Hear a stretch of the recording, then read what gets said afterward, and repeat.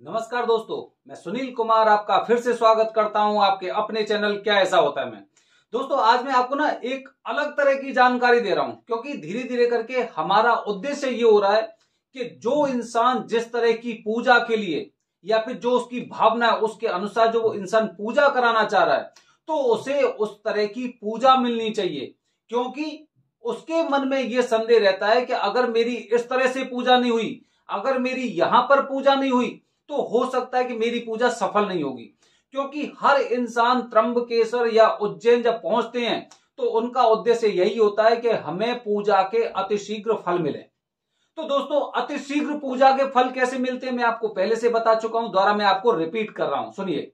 सबसे पहले काल सर्प दोष पूजा के लिए स्थान त्र्यंबकेश्वर, मुहूर्त शुभ मुहूर्त जो वहां पर त्र्यंबकेश्वर में जो वरदानी पंडित जी पूरे साल का पंचांग निकालते हैं पूजा का, उसके अनुसार पूजा होनी चाहिए। जो मुहूर्त है उससे एक दिन पहले आपको त्र्यंबकेश्वर पहुंचना है, ठीक है। तीसरी बात दोस्तों, जो वहां के पंडित जी हैं मतलब वरदानी पंडित जी। वरदानी पंडित जी कैसे होते हैं? वरदानी पंडित जी क्या कुछ अलग तरह से सूरत होती है उनकी? ऐसा नहीं है। वरदानी पंडित जी का मतलब दोस्तों ऐसा हो गया कि जो पंडित जी जिनका जन्म त्र्यंबकेश्वर का हुआ है, जिनके पिताजी का जन्म त्र्यंबकेश्वर में हुआ है, उनके भी पिताजी का जन्म त्र्यंबकेश्वर में हुआ है, इस तरह से वो पीढ़ी त्र्यंबकेश्वर की रहने वाली होती है, उन्हें बोलते हैं वरदानी पंडित जी। अच्छा, वरदानी पंडित जी की इसमें भूमिका क्या है मैं बता रहा हूं आपको, क्योंकि काफी लोग पूछते हैं कि वरदानी पंडित जी का मतलब क्या है। देखिए, त्र्यंबकेश्वर में गौतम ऋषि की कथा आपने सुनी होगी। गौतम ऋषि पर गौ हत्या का पाप लगा था, ठीक है, गौ हत्या का पाप लगा था और वहां पर माता गोदावरी का उद्गम हुआ। उसके पश्चात उनका गौ हत्या का पाप खत्म हुआ और भगवान शिव ने स्वयं वहां पर प्रकट होकर उन्हें दर्शन दिए। तो हम लोग ये सोचते हैं कि इनकी कोई पीढ़ी हो सकता है वो पीढ़ी उनकी उस समय मौजूद हो, चाहे कोई सी भी हो, जिन्होंने गौतम ऋषि को देखा होगा, जिन्होंने भगवान शिव के उस स्थान को देखा होगा जहां पर वो प्रकट हुए थे। तो हम ये अनुमान लगा के चलते हैं कि जो वरदानी पंडित जी अगर उसी पीढ़ी के लोग अगर इस समय मौजूद होंगे तो उनकी पूजा के हमें अलग प्रभाव मिलते हैं, अलग परिणाम मिलते हैं, इसीलिए वरदानी पंडित जी। चौथी महत्वपूर्ण बात दोस्तों, प्राइवेट पूजा, ग्रुप में पूजा नहीं करानी है, प्राइवेट पूजा करानी है। और पांचवी महत्वपूर्ण बात होती है उस पूजा के पश्चात 40 दिन के नियम। तो दोस्तों पूजा को सफल होने के लिए 5 बातें बेहद महत्वपूर्ण होती हैं। अब चलते हैं असली टारगेट की तरफ।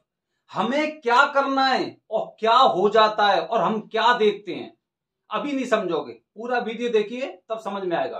दोस्तों हम प्लान करते हैं कि प्राइवेट पूजा हम कराएं, हमें ग्रुप में पूजा नहीं करानी है। हम अच्छी तरह से, मैं आपको पहले ही बता चुका हूं कि ग्रुप में पूजा करने से पंडित जी का ध्यान जरूरी नहीं कि आपके ऊपर केंद्रित रहे, ठीक है। हो सकता है ग्रुप में जितने लोग हैं 8, 10, 15 जितने लोग हैं उन पर भी ध्यान उनका रहेगा, मतलब। और दूसरी बात एक चीज और देखिए कि अगर आप 10 लोगों में से कोई एक इंसान ऐसा है जो गलती कर रहा है और पंडित जी उससे कह रहे हैं कि नहीं ऐसे करिए, तो हमारा ध्यान पूजा से हटकर उसकी तरफ जाएगा और जो एक कहते हैं ना एक ध्यान था हमारा पूजा में, वो ध्यान पूरी तरह से एकदम हमारा भटक चुका है और हम उधर की तरफ जा रहे हैं, फिर हम किसी और की तरफ देख रहे हैं। इस तरह से हमारा ध्यान जो होता है वो पूजा पे पूरी तरह से केंद्रित नहीं होता है, ठीक है। ये चीज हो गई। तो दोस्तों कुछ वजह तो ऐसी हुई। दूसरी बात, जैसे मैं आपको पहले ही बता चुका हूं, अगर पंडित जी की पूजा का 100% फल आपको मिलता है, 100% फल मिल रहा है, तो 100% फल आप सभी लोगों में डिवाइड होगा,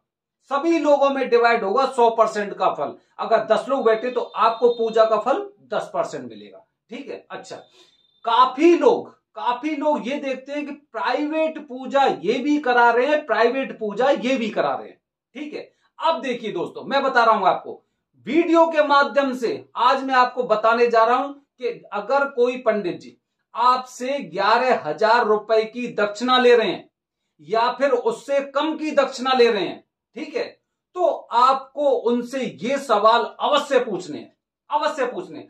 अकेले का मतलब ये नहीं होता है कि भाई अकेले में पूजा करा रहे हैं और सामग्री का हमें कुछ अता पता ही नहीं है। हमें वो पूजा नहीं करानी है कि 10 लोगों में से हम अलग तो आ गए, ये प्राइवेट पूजा नहीं है कि अलग आ गए और एक अकेली पूजा कर रहे हैं। इसके बाद भी काफी चीजें होती हैं, वही चीजें मैं आपको वीडियो के माध्यम से बता रहा हूं। आपने देखा कि भाई सुनील जी ने बताया था कि एक ग्रुप की पूजा होती है, एक अकेले की पूजा होती है, तो हमें अकेले में करानी चाहिए। प्राइवेट पूजा का मतलब केवल ये नहीं है, बल्कि प्राइवेट पूजा का मतलब ये भी है जो मैं आपको बताने जा रहा हूं। दोस्तों, जब आप पंडित जी से बात करते हैं, पंडित जी मुझे काल सर्प दोष की प्राइवेट पूजा करानी है, ठीक है, प्राइवेट पूजा करानी है, तो पंडित जी आपकी कुछ एक दक्षिणा बताएंगे, कुछ भी दक्षिणा बताएंगे, 2000, 5000, 10,000, 40,000, कुछ भी, ठीक है, कुछ भी बताएंगे, ठीक है। अब देखिए दोस्तों, आपने कहा अच्छा ठीक है, अकेले रहेंगे ना हम, क्या हाँ बिल्कुल अकेले रहेंगे। अच्छा पंडित जी, मैं आपसे ये जानना चाह रहा हूं, आप मुझे ये बात बताइए कि जब आप हमारी अकेले में पूजा कराएंगे तो वहां पर जितने भी पात्र होंगे वो कौन सी धातु के होंगे? स्टील के होंगे, तांबे के होंगे, कांसे के होंगे, कौन से होंगे, ये चांदी के होंगे, किस तरह के होंगे, वो आपको बताएंगे, ठीक है। उसके बाद पंडित जी से पूछिए, पंडित जी जो गेहूं चावल होते हैं क्या मुझे लेके आने हैं या फिर वहां से आप नए का इंतजाम करोगे? जो सुपारी वहां पर 80 से 100 सुपारी की आवश्यकता होती है काल सर्प दोष की पूजा में, ठीक है। लेकिन पंडित जी क्या करते हैं, उन्हीं सुपारी से बार बार पूजा कराते रहते हैं। आप पूछिए कि पंडित जी जो सुपारी वहां पर यूज होंगी क्या वो सुपारी नई होंगी या पहले से जो इंसान पूजा कर चुका है वो होंगी? समझ रहे हैं आप मेरी बात को, ठीक है। इसके बाद उनसे ये पूछिए, पंडित जी आप एक बात बताइए, जो राहु केतु की प्रतिमाएं 9 नाग होते हैं या फिर एक सोने का नाग होता है, क्या आप उन्हीं जो सामग्री है जो प्रतिमाएं हैं, क्या आप उन्हीं को यूज करेंगे या फिर नई सामग्री लोगे? सामग्री मतलब ये प्रतिमाएं नई लोगे।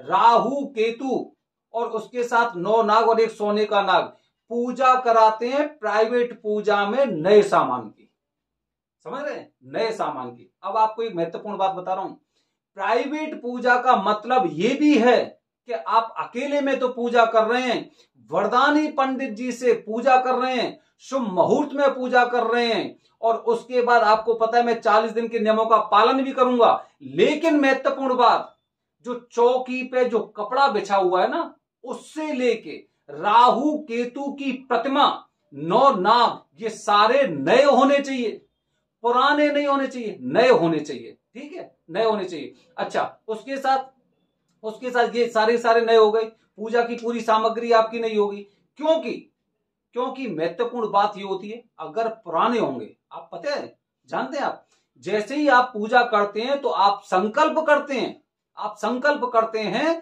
कि ये पूरी सामग्री मेरी है और मैं इस पूरी सामग्री को पंडित जी को दान करता हूं, पंडित जी को दान करता हूं। और दान कैसा सामान कर रहे हो आप? नया सामान कर रहे हो, नया सामान दान कर रहे हो।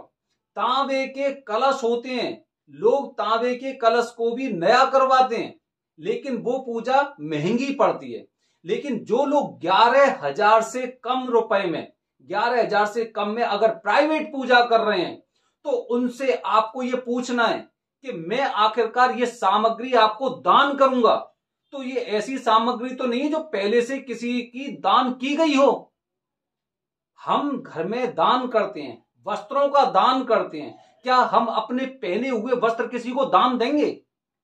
आप बताइए, सोचिए आप, क्या आप उन गेहूं वगैरह को, उन चावल को दान में देंगे जो झूठे हो चुके हैं, या जिनको ये कहते हैं ना एकदम नाक के चले गए, बीच में चावल रखे हैं और एकदम एक पैर इधर और एक पैर करके उधर के चले गए, ऐसी चीजों को जो लांग कर जाते हैं, ऐसी चीजों का दान करते हो?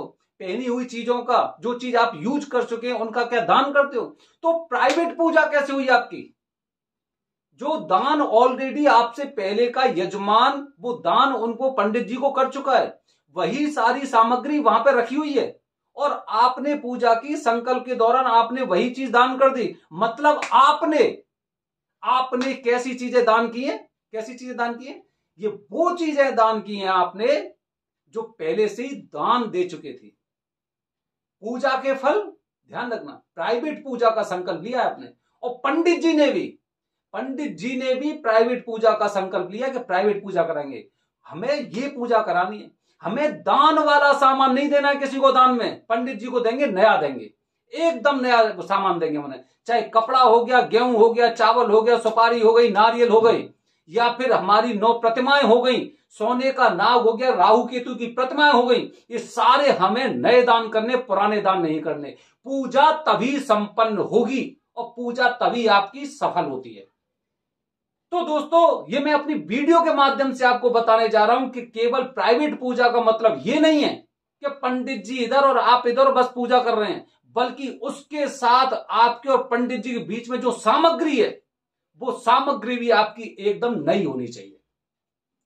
तो दोस्तों, ये मैं आपको जानकारी दी है, मुझे लगता है आपको ये जानकारी बेहद महत्वपूर्ण लगेगी। और भी जानकारी आगे आपको देता रहूंगा, क्योंकि ना आप लोग पैसे कम के चक्कर में जो पहले से दान दिया जा चुका है, उस दान को दोबारा दान करते हो, और यही कारण होता है कि आपको काल सर्पदोष पूजा का फल नहीं मिलता है। बने रहिए हमारे चैनल के साथ दोस्तों। हर हर महादेव।